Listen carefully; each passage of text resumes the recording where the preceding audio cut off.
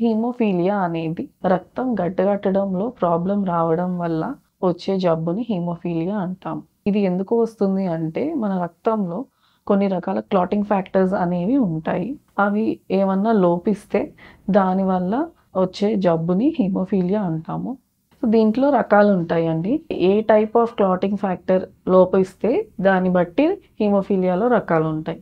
Most కామన్‌గా మనం చూసేది haemophilia A and haemophilia B. Factor 8 లోపిస్తే హీమోఫీలియా ఏ అంటాము. ఫ్యాక్టర్ 9 లోపిస్తే హీమోఫీలియా బి అంటాము. వేరే రకమైన క్లాటింగ్ ఫ్యాక్టర్ జబ్బులు కూడా ఉన్నాయి అవి లోపించడం వల్ల. అవి చాలా అరుదుగా వస్తాయి.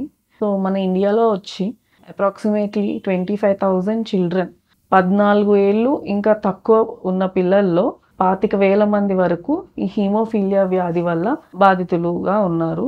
మన తెలంగాణలో వచ్చి 2,000 మందికి ఈ జబ్బు ఉంది.